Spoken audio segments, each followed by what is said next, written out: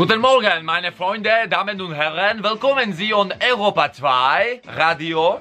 Dneska tady mám krásnou a vzácnou návštěvu. Kdo to může být? Jsou 3 varianty. Buď Leoš Mareš, který měl koncert v Karlíně, nebo Karel Gott, který byl jeho hostem v Karlíně, anebo Stará Vomáčková. A je to tady, Stará Vomáčková. Hele, to jsem krásnej, to se ví.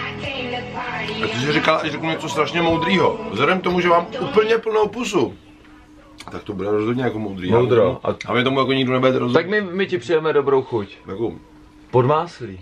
Ano. A ořechový dort s pudinkem. Pudding. Le pudding. Le puddinga. Já mám vstup, počkej. Musím dát vstup. Mám vstup. O čem bude?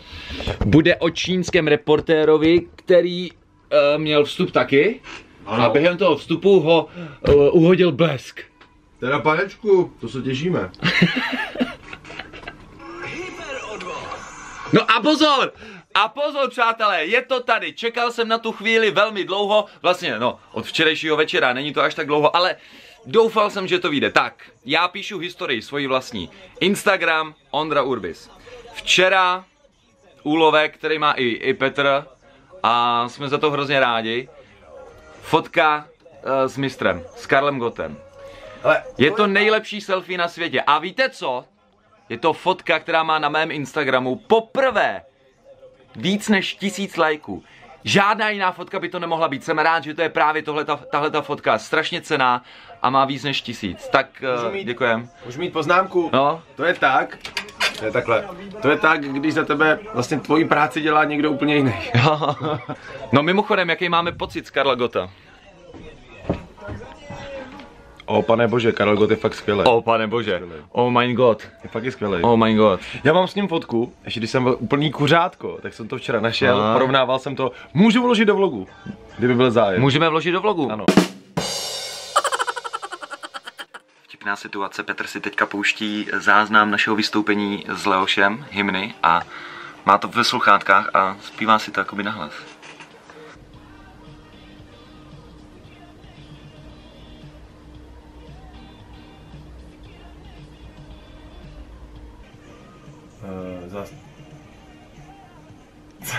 Ty si těbil. To je dobrý, jo. Ty si těbil.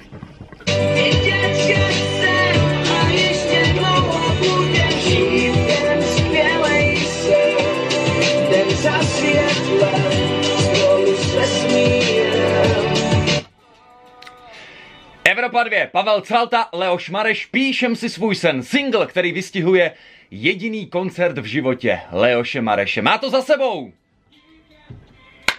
Yeah! Ano, Leoš Mareš už to má za sebou. 2 beznadějně vyprodané koncerty ve Fóru Karlín zvládl fantasticky. Na jedničku.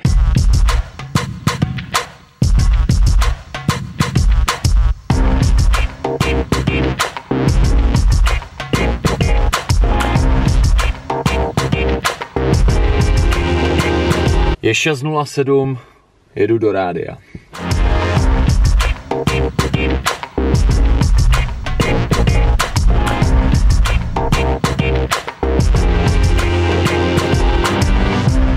Dneska vysílám, ale je to trošku výjimečná věc, protože je pondělí. Ale i přesto, že je pondělí, tak nevysílají Leoš s Patrikem, vysílám já. Ten důvod je jasný, dneska je svátek, 1. máj, takže kluci mají volno, my jedeme víkendový schéma. Tak jdeme na to.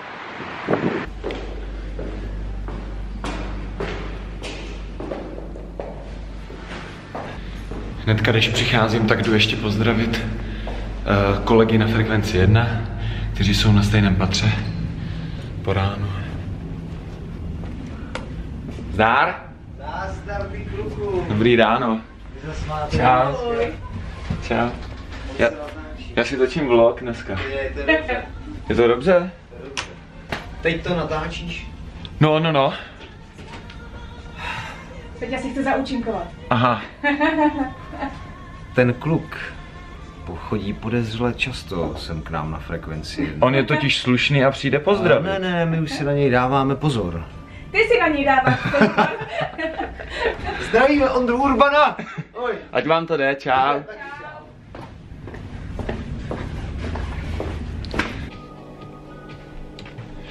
Máme půl hodiny do vysílání, do začátku a teď je potřeba si všechno nachystat, o čem se bude dneska mluvit, že jo? A taky samotné vysílání, písničky a jingly.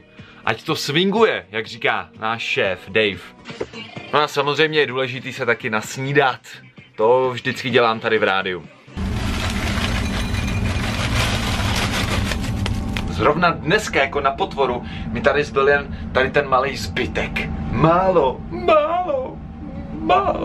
No nic, dorazím se protejňákem, no.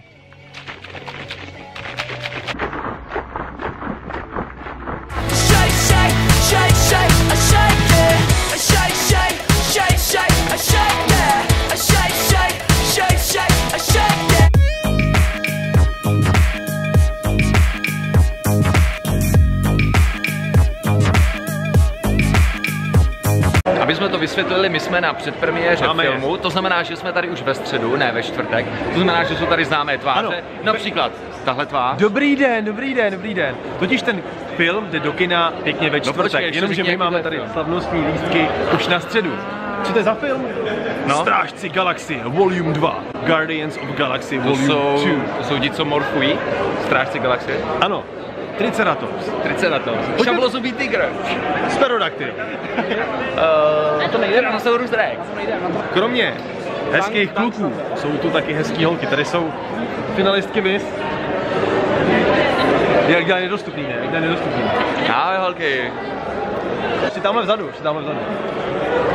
Hele, jak tam nebudou vejprnice, tak to není správný. Tak to prdíme, jak tady jsou vejprnice, je to prdíme. To bude teď, bojím si, že jo. Držíš dietu? Že máš jenom jedno, jakoby? Je to jenom já. Ne, chtěl jsem říct, jako, že to je pro holky. To je produkční. Ale oni nesmí oficiálně to nosit, víš, takže jako...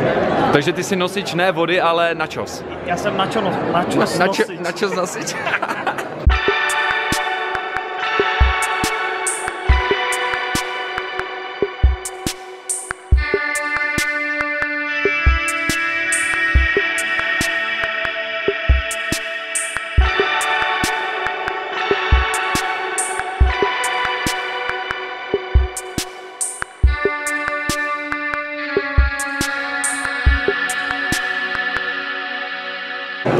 Známe nějakou melodii ze Strážců Galaxie?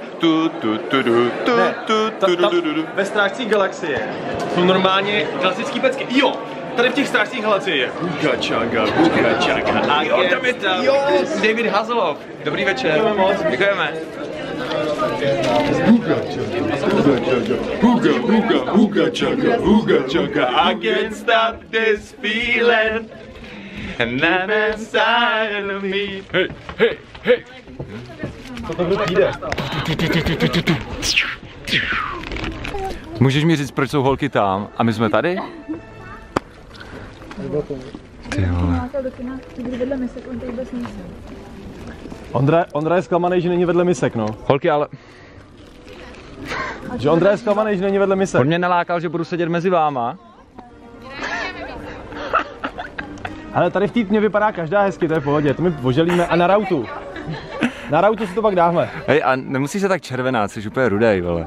Neříkej to, kámo, já jsem Gamora, vole. No, velkou výhodou tady těch předpremiér je after movie route. Začáňo. Čau, vole. Kvůli k tomu tady vlastně chodíme, víceméně. Co máš dobrýho? Chleba. Stojí to za to. Pavel je v každém druhém vlogu. Ono to vypadá, kdyby jsme byli velcí kámoši. No jsme, ale. No, ve skutečnosti to moc není pravda. Hej, kámo. Počkej, fakt? Přijde na kameru. Je to kámoš. Já mu pravidelně platím peníze, aby vystupoval v mém vlogu, protože to má nahnat fanoušky, ale vůbec to nefunguje. Ne, to hlavně potom, že jsme tak bráchové, prostě. Teď jak si ostříhanej tak jo? Ale fakt? No. Jen aby bylo jasno, že v českém éteru neplatí žádná nevraživost, tak se máme rádi. My se máme rádi. Jak moc to ukážeme, že se máme rádi? Já mám takže ho nakrmíme. Evropa 2 krmí. Fajn rádio. No, tak to funguje, tak to funguje. Dár.